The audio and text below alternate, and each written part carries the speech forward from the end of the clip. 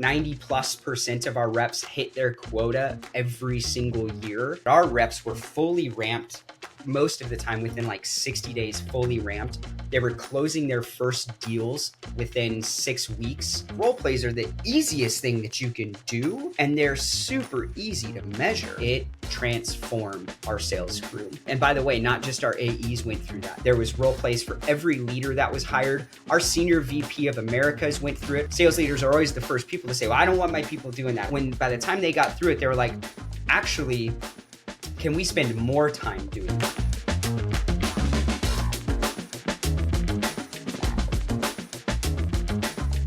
Hey everyone, this is Michael, CEO at SellMeThisPen. My guest today is someone who's been in the trenches for a very long time. He started as an AE, quickly became a team lead, and then moved on to lead enablement for teams at major brands like Auth0, Okta, and now at Usher, he's the VP of Enablement. And also Taylor was one of the very first people that helped us with customer discovery. We had no idea what we were building a couple of years back, and he was kind enough to share, tons of lessons with us, and we got to know him. I don't know, Taylor, what was it, like 3 years ago, 4 years ago? 3-4 years ago, yeah. It's been a while. So there you go. So we chatted a lot about like role plays early on, and naturally today we're going to talk about role plays and why they're important and how actually Taylor built it for companies like Auth0. There are a lot of insight that he can share with us, so I'm super pumped. How are you doing, sir? Doing good, man. I'm glad to be here. Glad to have the conversation with you. And, we're both passionate about really similar things. So it's always a really fun conversation when we get to catch up. So. Absolutely. Look, the beer is amazing. We can see the instruments in the background. I'd like to know a little bit more about you. Why don't you just introduce yourself? Yeah. Like Michael said, name's Taylor Jurgens. I am currently the VP of Enablement at a company called Usher. So Usher does AI, automation, workflows, things like that for right now specifically geared towards like insurance, FinServ, and healthcare. So helping with the customer experience there more than anything. So really, really cool company. Yep. That's awesome, man. So tell me a little bit more about how you got into sales, because I know that story, but I want others actually to hear it as well. Yeah, it was just out of necessity, really. So my museum back here anymore, it's really just a museum. But I spent most of my late teenage, early adulthood playing in bands and some touring and studio work, stuff like that. And then was kind of part time for a while at like Bed Bath and Beyond, and kind of started my sales career, if you will, there. And figured out I was really good at a couple of things there, and really around communication and understanding what people were looking for and things like that. And so eventually, when I met my wife, who I met there, funny enough, we wanted to kind of start a life together, and full-time musician, pretty broke all the time. We decided we wanted to get married, kind of start a family. We bought a house, things like that. And so really needed to make a decision in my life what I wanted to do. And so ended up moving again towards retail sales, but to Best Buy. And, I can't say enough about Best Buy and what at least they did for me at the time. And I'm sure still do for a lot of their employees, but their sales training program was absolutely outstanding. You basically go to like this week boot camp, and you're with a bunch of other people who have started. You go out and do whatever, but they really started teaching about like sales process and like how you go about discovery and and just to sell computers, right? And ended up doing really well there, and then got promoted into a senior manager of specialty sales there for what's now Best Buy Mobile. It was really starting out there. And so managed that entire kind of brand new sector for them, if you will, in the Seattle Best Buy. And again, did really, really well. I actually really loved retail sales a lot, but anybody that's been in there understands, it's a lot of hours. It's every Thanksgiving. It's a holiday season's nuts. I remember after like my last Black Friday that I spent there, I was like, I can't do this anymore. Especially as a manager, you're there from Thursday on Thanksgiving until Sunday morning to like there's cots in the manager office because you have to take a nap every once in a while. And so I just remember being like, I can't do that anymore. So took a stab and kind of just started looking at what else I could do. Started looking in kind of more tech sales. And my wife was managing a coffee shop at the time in an office building where a company called Vertifor was at, and they were building a new sales team there. For the most part, before they were just really doing account management and whatnot. So they were looking for an inside sales team. And my wife happened to serve the guy who was doing the hiring there, Justin Abisher. Got a call with him and got through that call. And he was like, all right, when can you start? And I'm like, now, like, let's Let's go, go. And so, just kind of fell into that. And it did. I did really, really well at Vertifor. Ended up becoming a team lead there. Did a lot of training. They had an enablement team of sorts, but really that was kind of more focused on a little bit of sales process with like customer centric selling and stuff. And so ended up, doing a lot of building for them as well and training and mentoring every time as we built that team from, I think I was maybe the first person they hired there inside of that team, myself and two other of my still close friends.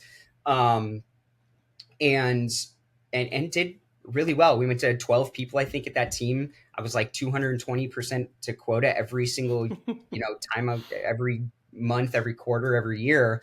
And things started getting really weird there. So I met a recruiter, Gina Pinkman, and she got me into Auth0. She at least got me the call with Auth0. And I remember I talked to Jeremy Jacobs first, who his name will come up probably a couple times here, but had a conversation with him, had a conversation with Dave Wilner, who's was at the time the VP of sales, brand new, just got hired. And then had a conversation with Eugenio Pace, the founder. And, I was really nervous at the time. I actually had offers from, I think, Salesforce, DocuSign, a company called Wind Shuttle, and then Auth0. And, I was at a point in my career where I was like, I want something stable where I can make money, where I can do this and do that. And going to a startup that had $1 million in revenue, one sales leader, and then a VP of sales, and really being the first salesperson they were bringing on, outside of a couple kind of random things here and there. It was very nervous to make that decision, but ultimately, especially after talking with like Eugenio within the first 30 seconds, I was like, all right, I'm sold. This Let's is go. it. Um, and so ended up going there, and as like I said, one of their first AEs, Jeremy Jacobs, was there selling as a sales director before I got there for about a year. He did about the first million and a half on his own. And then when I joined, um, within that first year, did extremely well. I joined in February, killed quota, whatever that was, and within that first year, we actually scaled the revenue team up to 26 people. In that period of time, Jeremy had moved into an enablement role. Dave Wolner asked him, "Hey, we're going to scale this team. We need somebody to train people." So Jeremy kind of went into that enablement role at first, still as more of a director of sales, but trying to figure out like what's enablement. He'd never done it before. And then I sold for the next year as well. Again, did really, really well. And then we started to really get into that scale thing where it was like, Dave comes and says, here, we're at 26, then we're going to be at 75, then we're going to be at 150. And then we're going to do this. Jeremy can't do this on his own.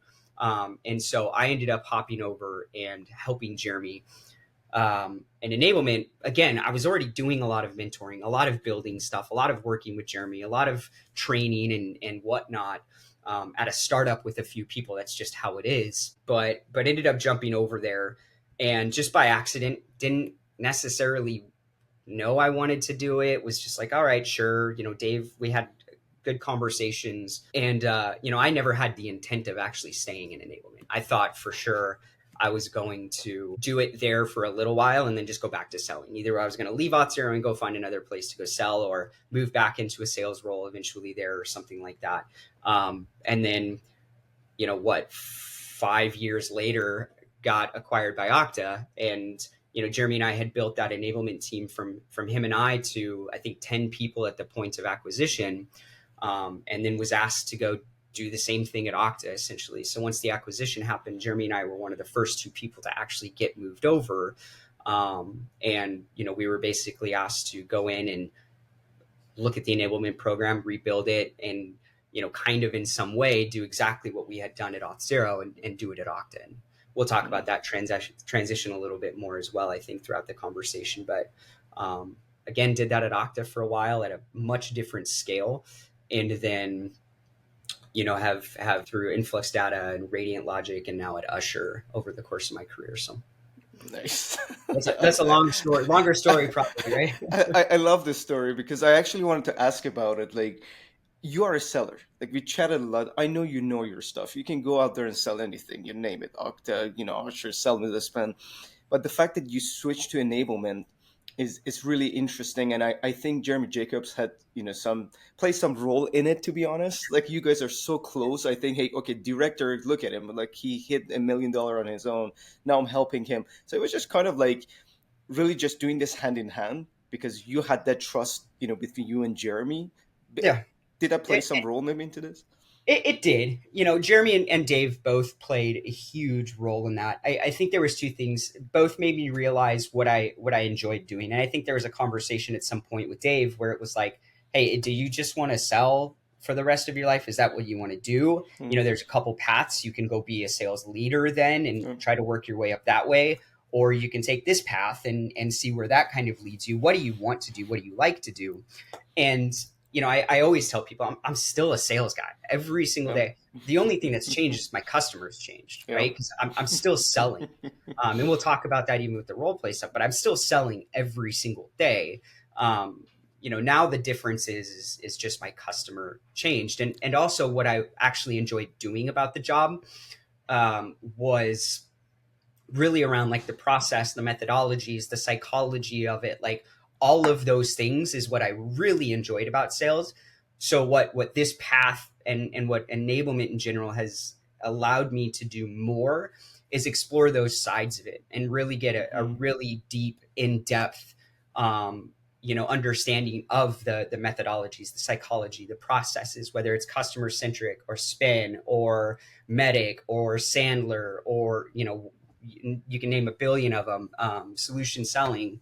I'm certified in, I think, every single one of those, but I also do a lot of studying and a lot of reading on those topics. And so it's allowed me to do that where I probably wouldn't have been able to do that more on the sales side when you're locked into that box.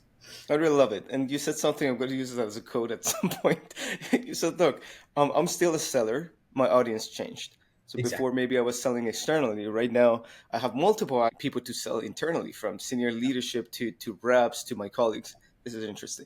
So look, moving from Auth0, of course, you built it for 5-6 years, and then to Okta.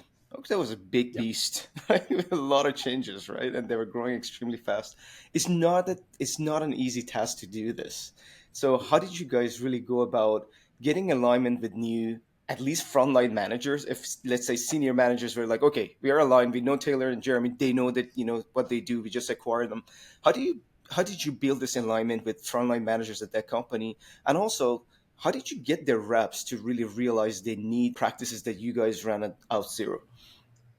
Yeah, I think a couple things. Number one, the biggest change between Auth0 and Okta, outside of just the sheer number, I mean, Auth0 at the time of acquisition was somewhere around maybe 1,200 employees. And then Okta, after the acquisition, we were like 7,500 or something like that, right? And they were hiring rapidly. They were hiring they hired 1,000 people within the first few months or something like that. It was madness. So outside of that, the alignment was really tough because it was a culture shift. It was a major culture shift coming from a company like Auth0, which I would argue, and you could probably find this from anybody who's ever been there, you'll never find that culture again, right? That specific, you'll never find that again. It was very different. So going to Okta, it had a very different culture. So one of our first challenges was kind of identifying that and trying to figure out, like, where do we fit in? How do we fit in? What's this culture shift that needs to happen? Us as an enablement team, it wasn't like, hey, we need to go down and shove all this stuff down people's throats. We need to get their buy-in. We need to get this kind of idea, this culture changed a little bit. On the alignment piece, we were, I think, lucky and unlucky at the same time because it was very top down. It was very top. Mm, Steve Rowland, SSL, saying, "Hey guys, this is what we're gonna do. Go in and do it." Right, and mhm. so it was good because we didn't need to go bottom up and try to get alignment there. Yeah. We did, but in a different way. But it was bad because Jeremy and I kind of came in a little bit as some of the bad guys, right? Like, oh, they're Mhm. coming in, they're going to rewrite the book, they're trying to force us to do all these things, this and that, and so there was kind of a good and a bad inside of that to some And this degree. is so this is so interesting. Like, I wish I could just go back in time and see how you guys actually did it. Because typically, when companies acquire a company, they The bigger kind of like company. reinforce their to for their team. It was vice versa. Okay, we just acquired these dudes and they're running the show for us. Like, what's happening here? Well, But I think, it's not that. Like, not to talk bad about anything. I mm, mean, Octa's a 800-pound gorilla. It was incredible. yeah, We were all honestly, we were yeah, all so excited about it. It's everything we had worked for yeah, 8 years of our lives is starting to kind of come to be. I think the bigger challenge that Octa was facing, and why Jeremy and I joined the way we did there, is they had a massive team. It was huge. yeah, I mean, I think just on the enablement team, by the time we got everybody kind of put together, there was like 28 or 29 yeah. people, something like that, in enablement. I Like, it was remember. massive. And I think the bigger challenge was that everybody was just kind of doing things in silos to some degree, Mm, and they weren't really like one enablement team. So there was multiple teams. I mean, even if you just look at the small business versus mid-market to the larger enterprise to strategic, each one had different programs, each one had different onboarding, each one had, and so it was a big challenge for them just to kind of go in and create a singular program. And so I don't think there's anything necessarily super negative about it, but what they were of trying to course. do was create one thing. They wanted one company, one dream, one team, one score, type of scenario. And I think that's just was part of it. I don't know what happened in some of the conversations in the background. Maybe they were like, well, Taylor and Jeremy are going to leave and we don't want that to happen. And maybe they Mm. negotiated something. I don't know. But um, I mean, I'm very thankful for all of that, and it was a lot of fun. And by the way, everybody on that team was absolutely phenomenal. That Okta team was on point. There was a handful of people in there. Most of their sales enablement people actually came from the sales team, so they were all sellers Mm. there, and so there was just natural vibe there with, and they got it right. And so Jeremy and I had a ton to learn when we came in there because we're like, what's going on, and we had these guys who had sold it for years. Like, one of them had been there for Yeah. like 6 years selling it and was in enablement now. So it's like, dude, absolutely. So it's a phenomenal team. That was a great decision then. Look, I want to switch to, the topic of role play. Mhm. And I think I still have that first recording that me and you chatted about 3 years ago. And it was this moment when I say, hey, Taylor, I'm chatting with a lot of sales enablement leader in the space right now. And at least 70-80% of them don't even do role plays. And if they do, it's not consistent, typically in group setting. And you got mad. I have to search and find that video, send it to you. It's so interesting. You got mad. So what the hell? What are you talking about? So Yeah. I always wanted to ask this, but I never asked this before. Why did it feel so personal to you? Yeah, I don't know. So I think a couple of things here. So number one, Jeremy and I had never had enablement, had never been in enablement, had never built and like we had never done any of that. And so when we went and built the program, we built it like salespeople. We're like, okay, we just came out of the field. What do we need? What didn't we have? What would we need? How would we do this?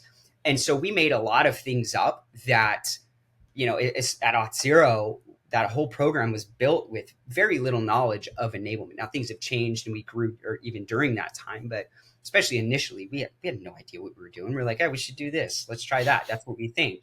So, some of the stuff like role plays, we're like, well, we're going to do role plays. Like, let's just go practice with people and just Hmm. see where it's like and see that. I thought naturally, well, this is probably what a lot of enablement people do. And to find out, number one, that wasn't the case. I'm like, why? And I think part of it was, some of it was personal, because I was like, had been in that role, had been doing that, had built teams around it. We were in Okta, we were doing the same thing, we were managing this huge team, and so much of what we were doing was role plays. So I was really passionate about it at that time, I think, and still very much am. But I think it was like a personal hit, like, what? Like, people aren't doing this? What am I?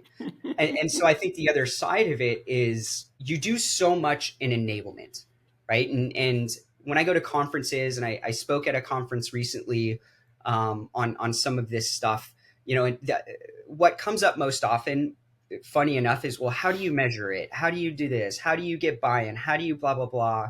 And to me, role plays are the easiest thing that you can do, and they're super easy to measure. Like, it's so easy to go in there and see the results of a role play, even if it's just something as simple as a discovery call, right? Role play that. And at one of my recent companies, I remember the CEO, he was so angry because he's like, we need to do role plays, we need to do this, we need to do that. And obviously I bought into that, but my question is, well, why do you think that, right? Because again, I'm a sales guy, I want to understand. I'm going to go do some discovery. Tell me more about that. Why do you think we need to do role plays? And he's like, because we're out there practicing on our effing customer. And it's like, okay, that makes perfect sense, right? Like, that makes perfect sense. Why are you out there practicing on your customers? um, and then it's just a really effective way to be able to measure results, see the results firsthand outside of these role plays. And it's never just one and done. You should do a series of them, right? See that improvement, measure that improvement in some way. But it can impact a lot of areas in your business, especially if you're trying to roll out a new process or a new methodology or things like that. People need to say those words. They need to spit those things out. You need to, and the most important thing there is, you need to be able to give them feedback in real time and watch them go apply it. So do another one. Here's some feedback. Apply the feedback. Do another one.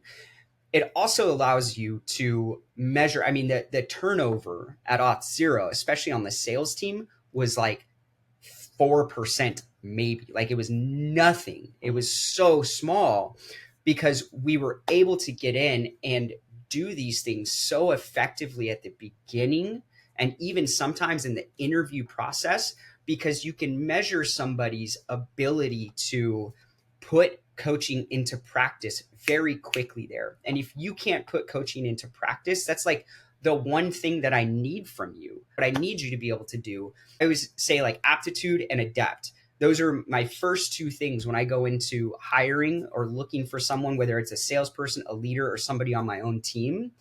I'm always looking for aptitude and adept. Are you adept, right? Can you take something that I give you feedback on and put it into practice, effectively? So I'm passionate about these role plays. I think, as far as what enablement can do, it's the most effective thing that we actually can do. How many of us are out running boot camps and different training sessions and empower hours every other week, and putting out all of this content, and nothing's changing? Well, have you validated it? Have you validated that they understand it, that they can do it? You've given them feedback on it, and it's put into process and practice, right? Role play is the only way you can really do that outside of a multiple choice, random knowledge check, right? That makes a lot of sense. And look, you said it. Like, it's very clear, if you've been in the seat, if you actually ran this kind of program, you know why you're doing this role plays, because you don't want to practice on your clients and burn those leads, because that's pretty much like I've seen this before, even in my career. Like, join a company and say, hey, you started this bunch of leads, and go through them, and that's okay if you screw things up. And why? What do we even do? Isn't it madness? You Yeah. still pay for those leads. It's hard to get leads. Yeah. Anyways, I wanted to ask about the parts of role play from process to execution that, in your mind, actually sucks. Like, is there anything that comes to mind that is really difficult when it comes to running these role play sessions? Yeah, I think, listen, there's a lot about it from an enablement perspective that can suck, right? They can get very monotonous very quickly, and to give an example, like, well, at Auth0, it wasn't that bad. We were hiring maybe at the highest point, 5 to 10 reps a month sometimes, right? Like, and most of the time it was 2 or 3 here or there, right? And at Auth0 specifically, we had a 60-day onboarding program. For the first 30 days, their only job was enablement. They didn't get access to Salesforce really. They didn't get accounts. They couldn't touch anything except for with me or my team or Jeremy or whoever was working with them, right? And that included boot camps. That included self-paced learning. That included a lot of things, but the majority of what it included was role plays. So that first 30 days, you had to pass a role play certification on a discovery call. Just the discovery call for the first 30 days. That's all we worked on. And so our goal was 4 to 5 role plays. And then the fifth one would be a certification with their manager. But sometimes you get some reps, like a brand new rep. Maybe they're coming from the SDR team or ADR team. Maybe you hired somebody into SMB. Either way, this is likely their first time that they're doing anything like this. And so you're really, I'm not trying to teach them a process. It's like, hey, here's our discovery call structure, but we would hand them a script at the time. And you and I talked about this. It was like a 90-page script. Here's your role play script.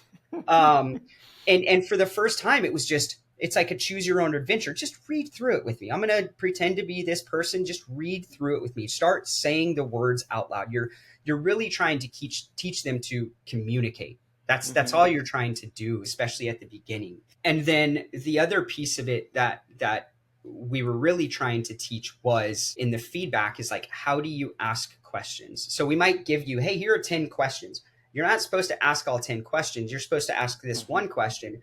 And then again, it's choose your own adventure. How do you need to fill that in? How do you ask questions? How do you tell stories? How do you do objection handling? That's what we really focused on those role plays. So from like a it sucks perspective, it kept it really interesting. And that was my favorite part, I think, about the job at the time was just like, I loved giving feedback. I loved doing these. I did it, so much that it just became second nature to be able to go in and do that. But here's where I think it sucks comes into play is, especially when we had gotten into Okta, our first boot camp, at Auth0, our boot camp might have been each month, maybe 20 people was like a big boot camp. I think 30 at one point when we went through a massive hiring spike. At Okta, my first boot camp there in October that year, there was 160 people in it. And so then you get out of that and you're like, okay, now a lot of these people were salespeople. Let's say it was 25 salespeople were just hired. Now we got to do 4 to 5 role plays with each salesperson within this first month. All of the sudden, it goes from doing 12 hours a week of role plays and still having your whole job to now I'm doing 38 hours of role plays each week. And so then it got really monotonous, but it became impossible. And this is right about the time that you and I kind of started talking because we were trying to solve this problem. It's like, okay, we can't do this at scale. We can't do it like this at scale. How do we go out and solve this problem some way? And you can do it a lot of different ways, but getting leadership to be a part of that, having peer-to-peer stuff. And, I know that's one of the things you wanted to talk about. Peer-to-peer is hard because you can't control the quality of what's happening there. You can do group role plays. And even then there's a lot of good that can come out of that, but it's not the same experience, right? You don't know the feedback people are necessarily getting. You can't go into super detail on some things. You also just can't have 4 people sitting in a room staring at somebody else doing something over Zoom. It's not going to be effective, right? So, that's, I think, the biggest challenge. The biggest thing of it sucks is how do we scale this effectively and efficiently? It's really hard without a really good tool to be able to do that stuff, or a giant team, a giant team of people who were just doing role plays. Makes sense. So how did you actually manage at the time? But putting tech aside, I remember you hired a lot of people like in enablement, and okay, it's a bigger enablement team. But how did you guys really manage to run this role play sessions while keeping the quality to the level you guys expect it to be? So how did you do that? Yeah, again, at Usher, it was pretty easy. We had a big team for the size that we were. And we just knew that a 50% of our job at some points were role plays. um, and we also knew the the outcomes that we were going to achieve by spending that time. And it was better for myself or the people on my team to spend their time doing that than almost anything else, because we knew the results. Mm-hmm. I mean, our reps were incredible. Our reps, like I said, we had a very low turnover in general, but our reps were fully ramped most of the time within like 60 days, fully ramped. They were closing their first deals within 6 weeks. 90+% of our reps hit their quota every single year. Close rates were increasing.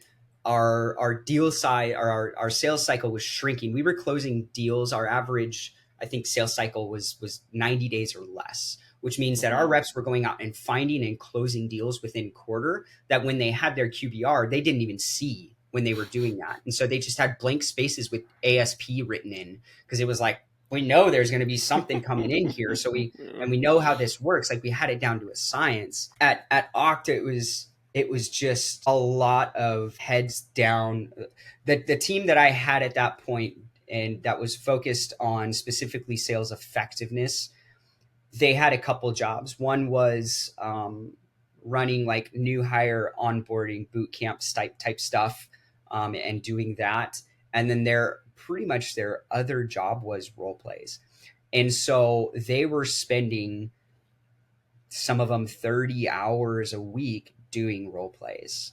And Mm-hmm. so, like I said, it gets monotonous, and it's late nights, especially when you have a team in Australia that you gotta go do role plays with. It's 11 o'clock, you're doing your 13th role play for the day. That's crazy. I know. But it's just, I don't know, like I said, we failed at it heavily at that point, and really had to go and look and see, how do we change this. And so we changed the way we started. We changed the amount of role plays we were doing. We changed the things that we were trying to focus on, and kept it more clear.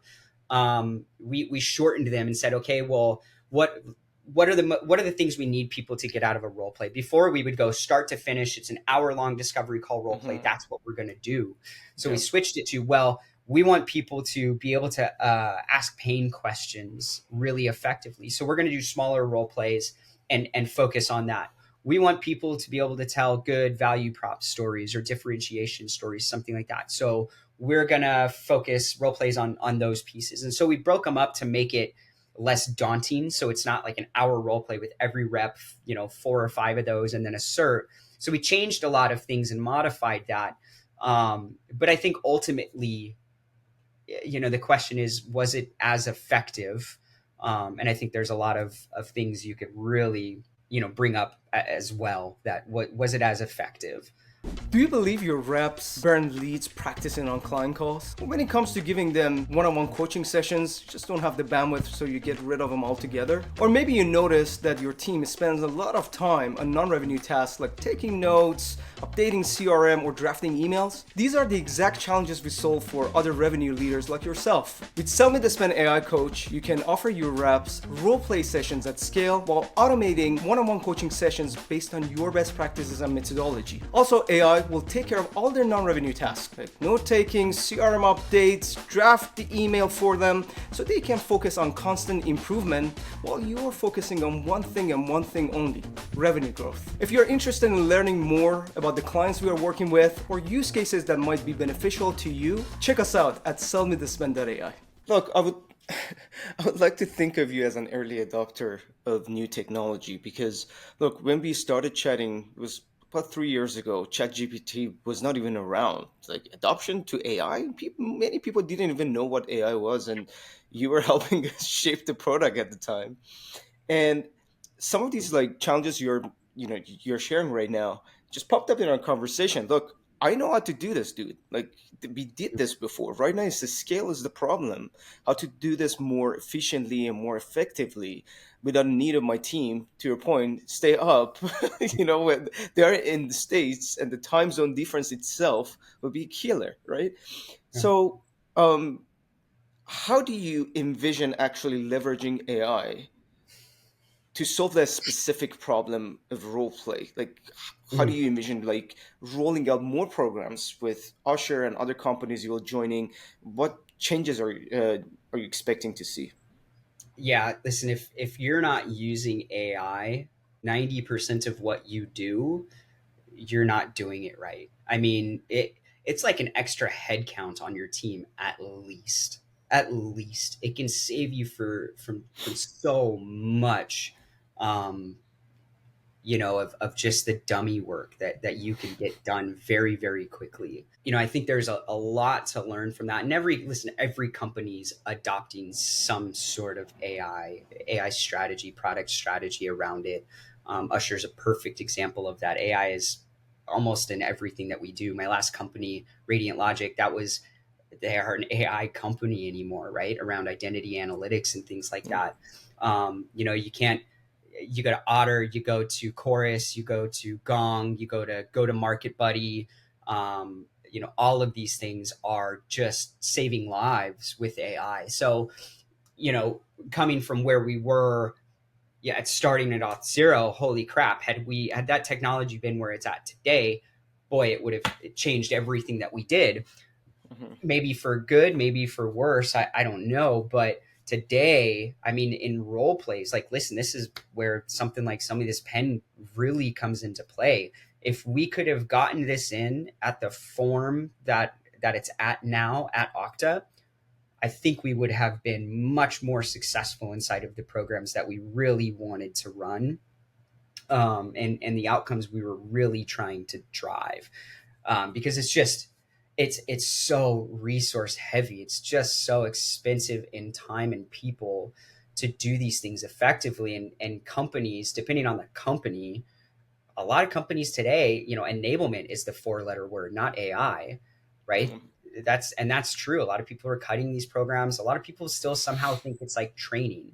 I loved on the podcast, with, who was it, Andy or Yeah, somebody the the other. He Corona, said, yeah. you train dogs, right? You train dogs, you enable people, I think was the quote.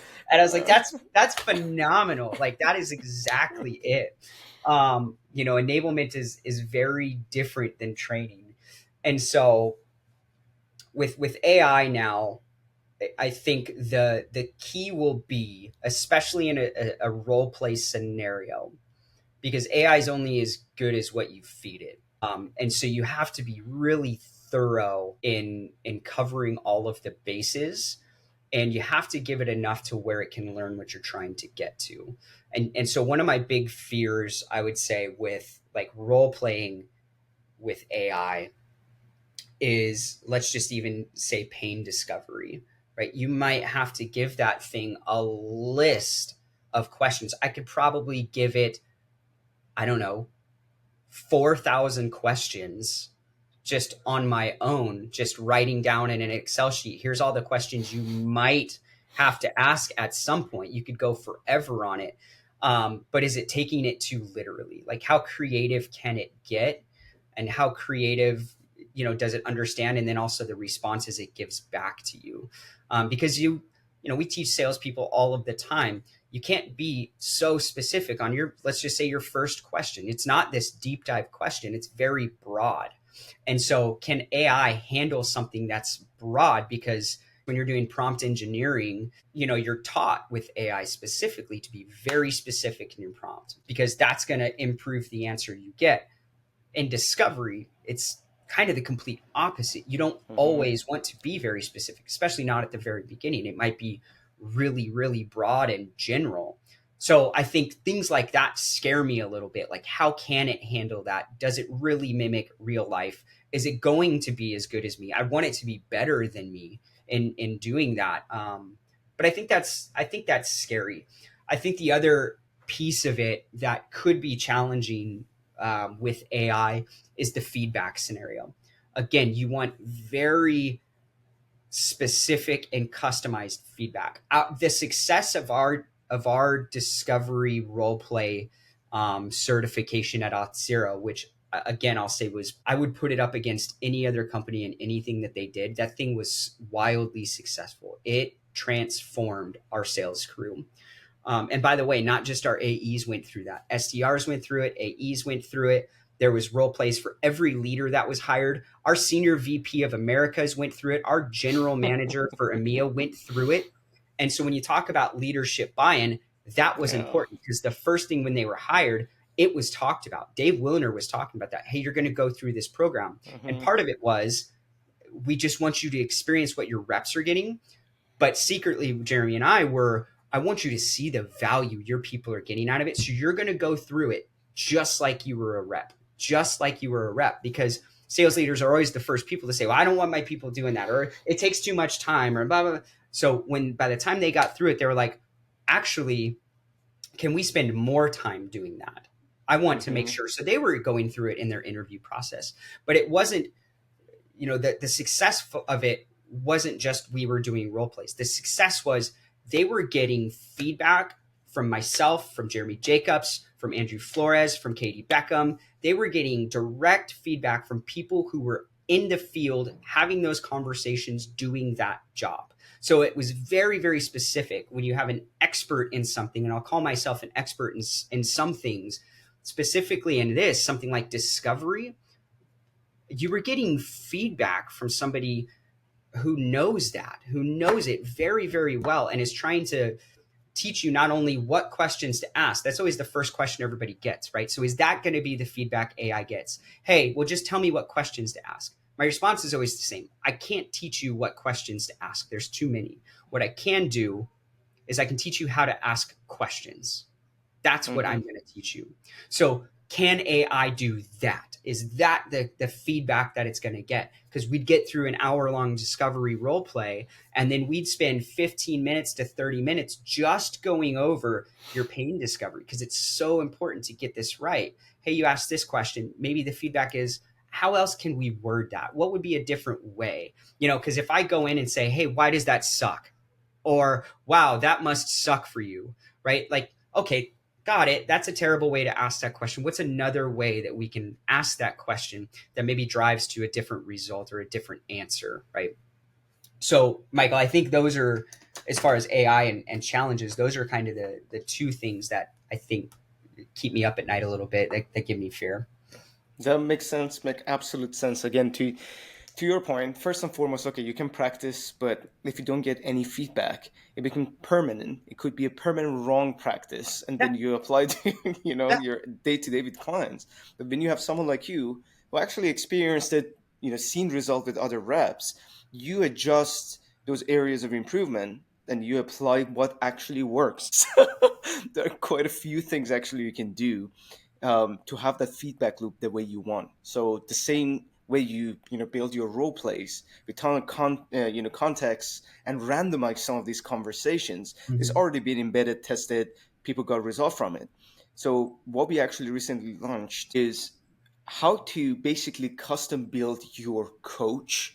They can even have these verbal conversations the way you want, based on the context you are giving and the variables you're giving through that context. Anyways, my last question. Which one is the worst? So you only have two options here. You can run, weekly peer-to-peer role plays where most reps don't know how to act like their bar personas. Obviously, you don't have visibility to it. And that's the only method you can run for a year from now for your team. Or you can run monthly group role play sessions with a team of 50 plus reps and only for 30 minutes. Well, listen, I'm not a fan.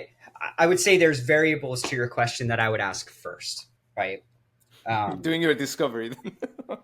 These would be the variables that I would ask first. So, the first question before I would make a decision like that, if I was only offered peer-to-peer versus group role plays, is who are the peers? How long have they been doing this? How long have they been at the company? How, you know what I mean? Like where are they at? Because if it's during onboarding, I would say absolutely not, unless I was there or some leader was there or somebody else was there to facilitate that and have the option of giving feedback.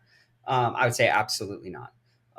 So that would be my first thing. Now, if they were very, very experienced, also creates challenges, because if you're trying to bring in a new process or methodology or something like that, and you have two guys that have been doing it the same way for the last 20 years, you're never gonna see adoption there. Mm-hmm. So again, peer-to-peer for me has never been, my go-to, outside of like maybe it's a boot camp, you're teaching something in a process and you're like, okay, everybody pair up and go practice that. But again, I'm there, I'm walking around, I'm listening to it, I'm giving feedback still. I think that's the most important part of my job is feedback. The group sessions, I'm a fan of group sessions. I think it's great. Like I said, you have to be careful with those sessions, and you have to do short bursts. It can't just be two people are doing a role play for however long and then everybody gets feedback. You're never going to get good like interactions and buy-in and stuff like that there. But if you're doing like short bursts of things and everybody's going to get a little bit of a chance, I think a group of 50 people, you said that's a big group.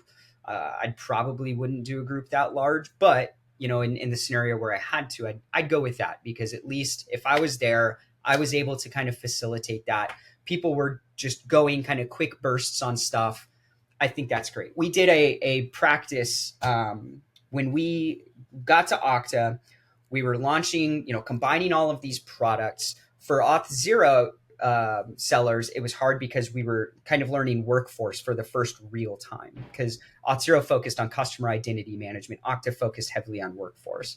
For the Okta folks, while they had some SIAM, some customer identity management stuff that they did, their core was workforce. So when we brought both products together, each side had something big to learn. So we had these essentially mini boot camps that we ran in each office around the company, where myself and a couple other people from like our CMO and other people, we flew in, we did a day boot camp. And part of that boot camp, there might have been 150 people there. We did role plays. We're like, okay, great. So we learned all of this stuff. Now we're going to go role play. And we did like speed dating role plays, essentially, where, they had a list of people. I would be at a table playing one persona at one place. Jeremy'd be at another table playing another persona at another place. Our chief marketing officer would be, and so on. And so there was like 8 different sessions, tables that you had to go to. And there's a line of people, and you had 2 minutes to go in and ask, what was it? Like you had to have 3 good first kind of discovery call questions or something like that. And we sat there and we did it, 150 people going at it.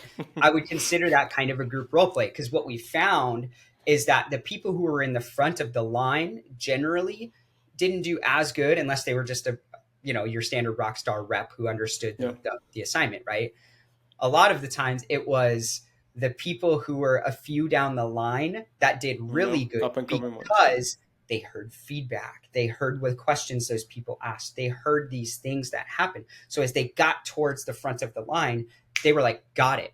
Because they took that feedback that somebody else got, put that into practice immediately, and they ended up scoring the highest inside of that, which is a really interesting find. But it goes to your group role play scenario of there's still a lot of value there in hearing feedback from that somebody's giving somebody else, as long as it's good feedback. That's the key. And that's why it's important to have some control over that.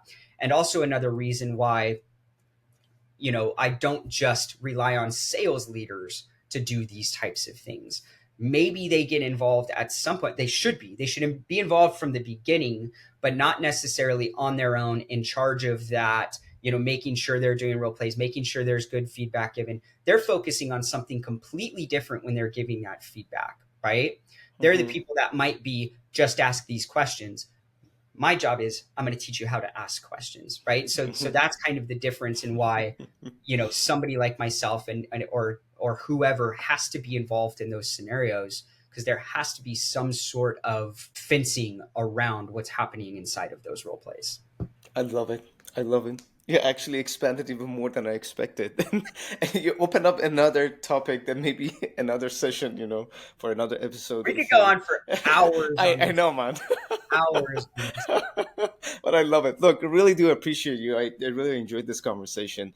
I know you're super busy, but I know you're super open to, giving feedback and helping folks, move forward when it comes to enablement. If someone wants to reach out to you, first and foremost, can they? And how? Yeah, of course. Yeah, you can find me on LinkedIn, Taylor Jurgens. I'm at Usher right now, so really easy to find. USHUR. not ER. Yeah, and reach out on LinkedIn. Listen, I am kind of delayed in responses sometimes there. So feel free to, if you just put on the top like SMTP something, I'll kind of see that message. One of the biggest challenges with LinkedIn is when you're in kind of a higher leadership position, 90% of what you get, and I'm talking like sometimes 30 to 40 a week is somebody reaching out trying to sell you something. So There we go. You opened up another topic, man. We're gonna do more. We're gonna do more episodes. We're gonna get your promise right now, right? absolutely, While we're live. All right, absolutely. brother. Great chatting with you, Taylor. Thank you very much, and chat soon. Appreciate you, man.